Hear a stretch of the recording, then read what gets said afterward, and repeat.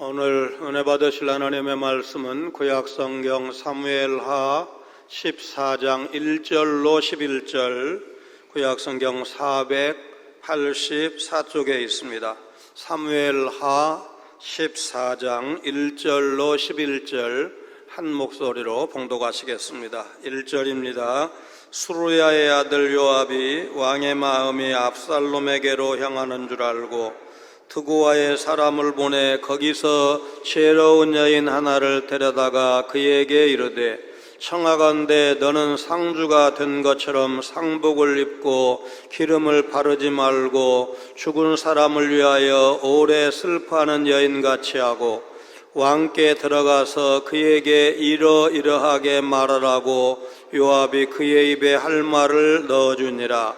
드고아 여인이 왕께 아를 때에 얼굴을 땅에 대고 엎드려 이르되, 왕이여 도우소서 하니, 왕이 그에게 이르되 무슨 일이냐 하니라. 대답하되 나는 진정으로 과부니이다. 남편은 죽고 이 여종에게 아들 둘이 있더니 그들이 들에서 싸우나 그들을 말리는 사람이 아무도 없으므로 한 아이가 다른 아이를 쳐 죽인지라. 온 족속이 일어나서 당신의 여종 나를 핍박하여 말하기를, 그의 동생을 쳐 죽인 자를 내놓으라. 우리가 그의 동생 죽인 죄를 갚아 그를 죽여 상속자 될 것까지 끊겠노라 하오니, 그러한즉 그들이 내게 남아있는 숯불을 꺼서 내 남편의 이름과 씨를 세상에 남겨두지 아니하겠나이다 하니, 왕이 여인에게 이르되 내 집으로 가라. 내가 너를 위하여 명령을 내리리라 하는지라. 드고아 여인이 왕께 아뢰되, 내 주 왕이여, 그 죄는 나와 내 아버지의 집으로 돌릴 것이니 왕과 왕위는 허물이 없으리이다. 왕이 이르되 누구든지 내게 말하는 자를 내게로 데려오라. 그가 다시는 너를 건드리지도 못하리라 하니라. 여인이 이르되, 청하건대 왕은 왕의 하나님 여호와를 기억하사 원수 갚는 자가 더 죽이지 못하게 하옵소서. 내 아들을 죽일까 두렵나이다 하니, 왕이 이르되 여호와께서 살아계심을 두고 맹세하노니 내 아들의 머리카락 하나도 땅에 떨어지지 아니하리라 하니라. 아멘. 정말 지겹도록 다윗을 괴롭힌 사울왕과 또 이제 아버지와는 전혀 딴판으로 세상에 이런 사람 있을까 싶을 정도로 다윗을 아꼈던 요나단이 같은 날 기브아 전투에서 전사를 하게 되는데, 이렇게 해서 사울 시대가 막을 내립니다. 2장에서 다윗이 유다 지파의 왕이 되고, 이어서 5장에 가면 그가 온 이스라엘의 왕이 됩니다. 6장에서 여호와의 법궤를 다윗성으로 옮깁니다. 7장에 그 유명한 다윗 언약이 주어집니다. 하나님은 일찍이 아브라함에게 내가 너로 큰 민족을 이루고 내게 복을 주어 내 이름을 창대하게 하리니 너는 복이 될지라. 언약을 맺으셨고, 하나님은 이스라엘의 하나님이 되시고 이스라엘은 하나님의 백성이 되기로 영원한 언약을 체결한 것은 이스라엘 백성들이 출애굽해서 이제 시내산에 있을 때였습니다. 그 하나님께서 이번에는 다윗과 언약을 맺으신 겁니다. 만군의 여호와께서 이와 같이 말씀하시기를, 내가 너를 내 백성 이스라엘의 주권자로 삼고 땅에서 위대한 자들의 이름같이 내 이름을 위대하게 만들어 주리라. 너를 모든 원수에게서 벗어나 편히 쉬게 하리라. 내가 내 몸에서 날 내 씨를 내 뒤에 세워 그의 나라를 견고하게 하리라. 내 집과 내 나라가 내 앞에서 영원히 보존되고 내 왕위가 영원히 견고하리라. 8장, 10장은 다윗의 승전 기록이고, 11장에서 다윗이 밧세바를 상대로 범죄함으로 다윗과 그 가문의 위기가 시작이 됩니다. 12장에서 나단 선지자가 다윗의 죄를 책망하고 다윗은 진심으로 회개했습니다. 시편 51편을 보면 이때 다윗이 어떻게 회개했는지 그야말로 처절한 회개의 장면을 우리에게 보여주고 있습니다. 51편 9절, 11절, 14절, 17절 말씀 우리 차례로 같이 읽습니다. 주의 얼굴을 내 죄에서 돌이키시고 내 모든 죄악을 지워주소서. 나를 주 앞에서 쫓아내지 마시며 주의 성령을 내게서 거두지 마소서. 하나님이여 나의 구원의 하나님이여 피 흘린 죄에서 나를 건지소서. 내 혀가 주의 의를 높이 노래하리이다. 하나님께서 구하시는 제사는 상한 심령이라. 하나님이여 상하고 통유하는 마음을 주께서 멸시하지 아니하시리이다. 밧세바와의 사이에서 난 아들이 죽고 하나님 앞에 회개한 다음 솔로몬을 주십니다. 13장에서 다윗의 장남 암논이 이복 여동생 다말을 속여서 성폭행을 하고 바로 내친 사실을 이제 다말의 친오빠 압살롬이 알게 되는데 그는 2년을 준비해서 형 암논을 죽이고 자기 친어머니의 친정인 그술 땅으로 도망을 갑니다. 하나님의 뜻을 따르지 않는 복음을 퇴색시키는 인본주의적 주장을 분별하고 우리가 조심을 해야 됩니다. 그들은 교회를 위한다고 말하지만 그런 주장은 오히려 교회를 교회되게 하지 못한다는 사실을 멀지 않아 알게 됩니다. 다윗의 누나인 수르야의 아들 요압은 말과 행동이 거칠고 충동적이고 섬세함과는 거리가 먼 사람이었습니다. 그러나 그가 다윗과 함께한 세월이 짧지 않아서였는지 그는 그술 땅으로 도망간 압살롬의 문제를 두고 고심하는 다윗의 마음을 알아차렸습니다. 압살롬은 자신의 형을 죽인 살인자였고 자기가 저지른 악한 일을 회개하지도 반성하지도 않고 있었습니다.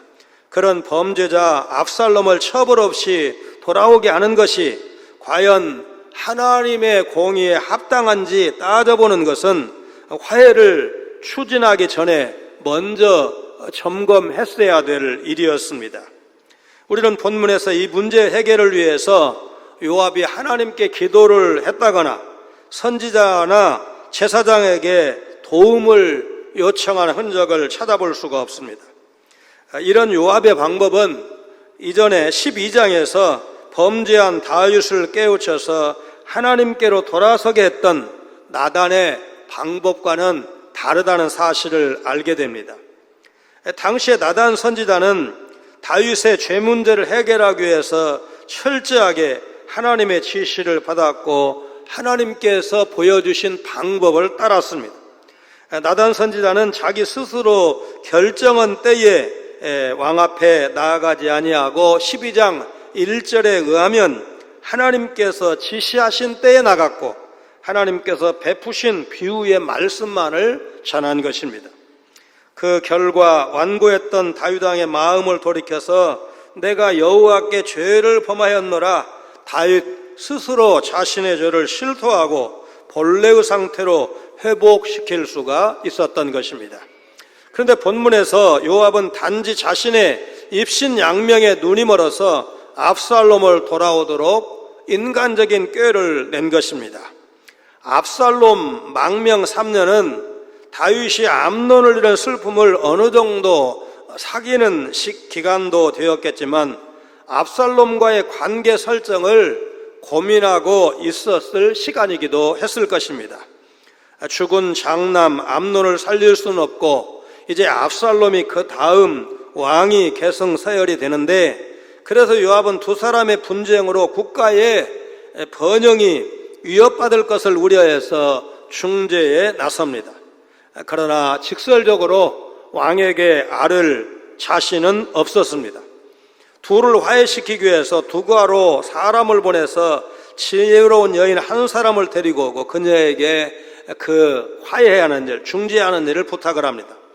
요압은 그 여인에게 상복을 입고 머리에는 기름도 바르지 말고 오랫동안 죽은 사람을 애도한 여인처럼 꾸미라고 요구를 합니다. 그가 예언자 아모스의 고향이기도 한 드고아에서 지혜로운 여인을 찾은 것은 아마도 드고아가 요압 자신의 고향이었거나 적어도 가까운 거리에 있었을 것이고, 드고아가 당시 지혜 문학의 본고장이기 때문입니다. 여기서 말하는 지혜는 일반적으로 생각하는 영리함이나 슬기로움보다는 이어지는 문맥에서 볼 수가 있듯이 숙련성이나 전문성을 뜻해서 지연한 이야기를 그럴싸하게 연기하는 일종의 연기력을 의미할 것입니다. 자기 고향에서 요압을 잘 알고 함부로 비밀을 누설하지 않으면서도 연기를 잘해줄 사람을 찾았을 것입니다. 또 다른 지역에서 사람을 불러와야 다윗 주변의 참모들이 그 사람의 정체를 쉽게 파악하지 못할 것이기 때문에 드고아에서 사람을 데려왔을 것입니다.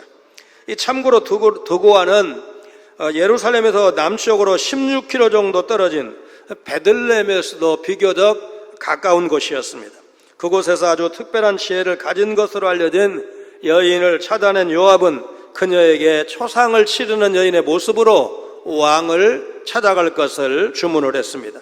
그리고 3절에 보니까 왕에게 할 말을 자세히 일러주었다 그랬는데, 사실 요압이 그녀에게 한 말의 구체적인 내용은 이러이러하다 이런 식으로 이제 되어 있을 뿐 자세히 기록되어 있지 않습니다.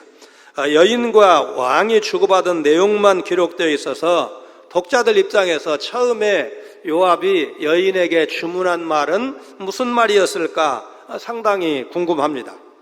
어쩌면 그녀는 민첩한 마음과 설득력 있는 언변을 가진 사람으로서 요압이 요구한 말의 핵심을 다윗에게 전하되 대화 중에 그걸 지혜롭게 해석해서 순발력 있게 전하지 않았을까. 나중에 사무엘하 20장 16절로 22절을 보면 요압 장군이 세바의 반란을 진압하기 위해서 아벨이라는 성읍을 공격할 때 그 성에 있는 한 지혜로운 여인의 도움을 받아서 세바의 반란을 비교적 피를 많이 흘리지 않고 진압하게 된 일도 비슷한 맥락에서 바라볼 수 있을 것입니다. 요압은 좀 복잡한 사람이었습니다. 다윗을 군사적으로 뒷받침하는 가장 강력한 장수였지만 다윗과 자신의 권력 가운데 계속 밀고 당기는 치밀한 수를 기획했고, 다윗은 이미 이 형제 요압의 형제가 너무 세서 자신의 왕권이 약하다고 탄식한 적이 있었습니다. 당장 보기에는 다윗의 슬픔을 알아채고 위로하려는 것으로 볼 수 있을 것입니다. 그러나 왕에 대한 충성심에서 이 일을 꾸몄다기보다는 다음 왕이 될 수 있는 압살롬을 앞장서서 복권하는 것이 자신의 출세와 입지 강화에 유리할 것이라는 인본주의적 계산 하에서 행동한 것으로 보입니다. 암논이 죽은 후에 서열상 압살롬은 다음 왕위를 계승할 수 있는 유리한 위치가 되었기 때문입니다. 이 같은 요압의 약삭빠른 계산은 압살롬의 반역이 실패로 끝난 후에 그 다음 서열인 아도니아 왕자 쪽에 선 것을 봐도 알 수가 있습니다.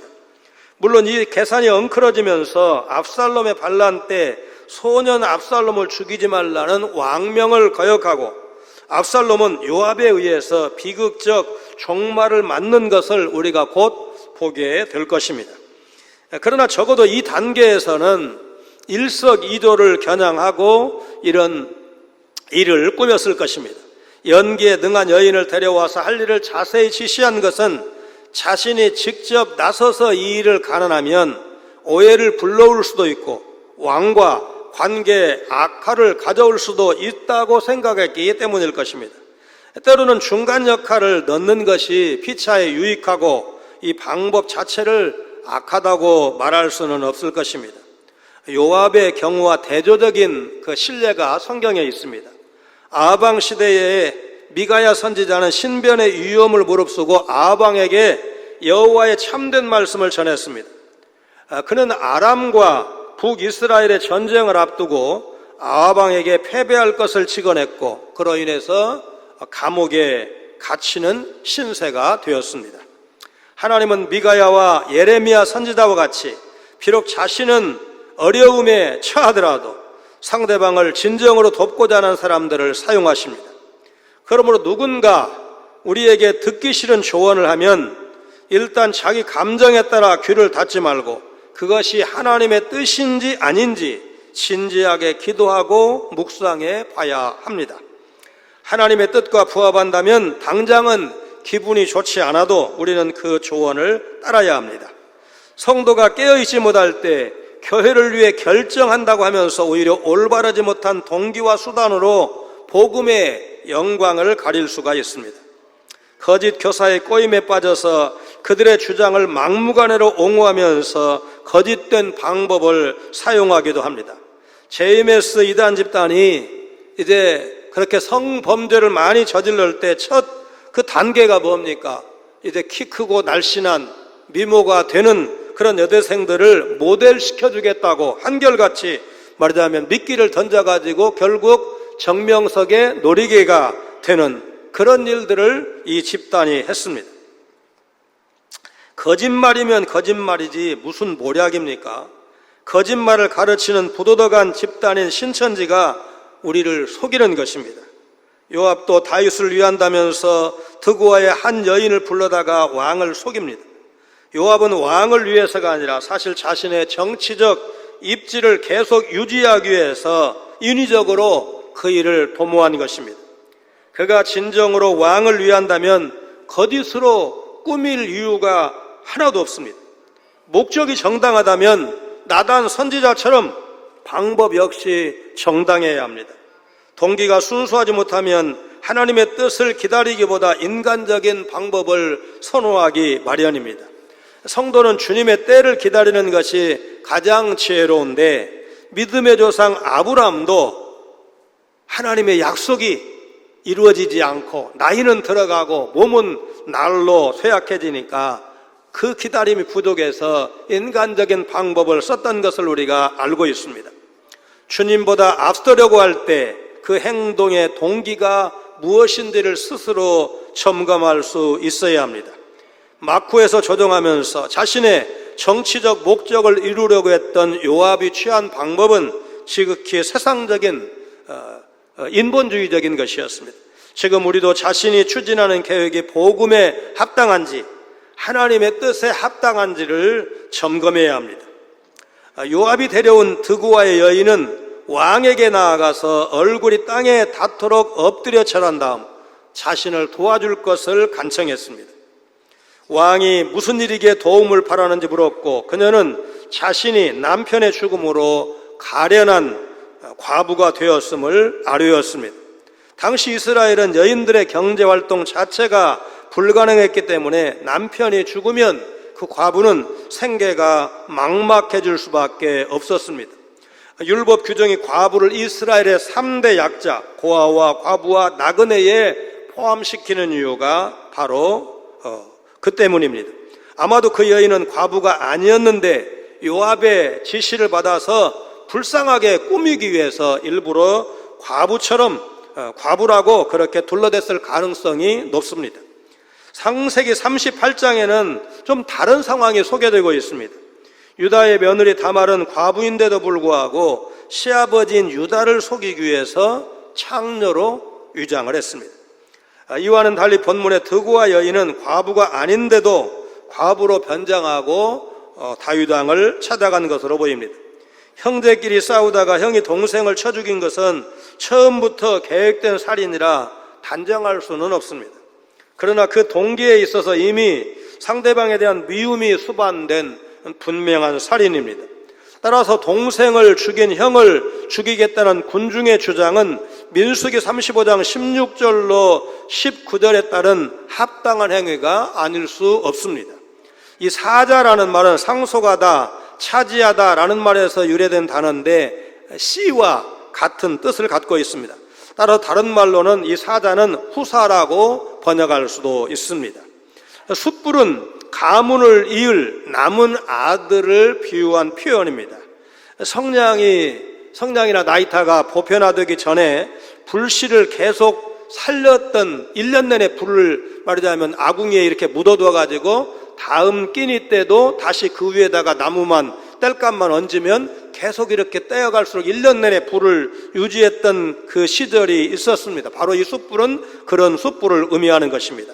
히브리 사회에서 대가 끊어진다는 것은 그 가문에 속한 기업을 상실하는 것을 의미하기 때문에 가장 무서운 불행으로 여겼습니다. 예수님께서 포도원 농부 비유를 말씀하신 구절 중에 마태복음 21장 38절에 농부들이 그 아들을 보고 서로 말하되 이는 상속자니 자 죽이고 그의 유산을 차지하자, 농부들이 한 말씀을 떠올리게 됩니다. 따라서 이런 불행은 누구나 싫어하기 때문에 이와 같은 여인의 비유는 다윗의 정의로운 감정을 움직이고도 남았을 것입니다. 아무튼 우리는 여기서 드고와 여인이 다윗의 여린 감정에 호소해서 다윗으로 하여금 의와 진리의 율법을 주목하지 못하도록 이 비유를 말하고 있는 사실을 눈치채게 됩니다. 이런 비유를 사용한 것은 다윗으로 하여금 하나님의 공의와 사랑을 재발견하도록, 그래서 스스로 그 나쁜 놈 내가 가만히 두지 않겠다가, 그리고 선지자는 바로 그 나쁜 사람이 당신입니다, 왕이십니다, 이래 아주 기가 막힌 비유를 사용했던 사무엘하 12장 1절 이하에서 나단 선지자가 보여줬던 것과는 아주 대조적이라고 할 것입니다. 일본의 혼인보는 당대 최강의 명인에게 주는 칭호인데 가장 오래된 유명한 기전입니다. 그 중에 17대 혼인보 슈에이라는 사람은 역대 가장 뛰어난 실력자로 유명했습니다. 슈에이는 대국 외에는 몇몇 문화생만 키우면서 밖에 나가지 않고 오로지 바둑을 연구하는 데 매진을 했습니다. 하루는 유명한 거상이 슈에이에게 사람을 보내서 며칠 묵으면서 바둑만 몇 판 두면 평생 먹고 살 돈을 주겠다는 그런 조건을 제시를 했습니다. 슈에이가 자신의 실력은 보잘것없다면서 청을 거절하자 가난한 스승의 사정을 잘 알고 있는 문화생이 물었습니다. 스승님, 왜 거절하십니까?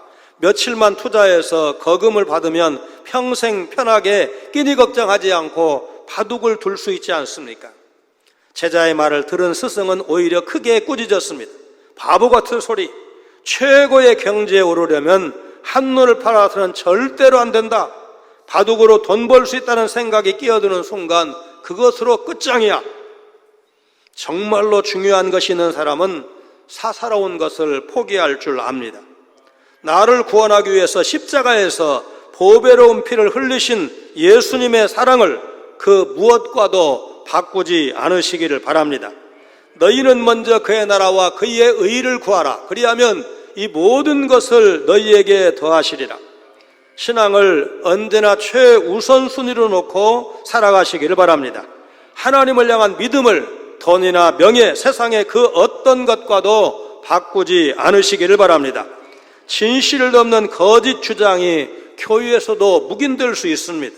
그럴듯하게 교묘한 논리를 취하지만 성경적 가르침이나 복음이 아니라 그것을 조금씩 가감한 왜곡된 진리일 뿐입니다.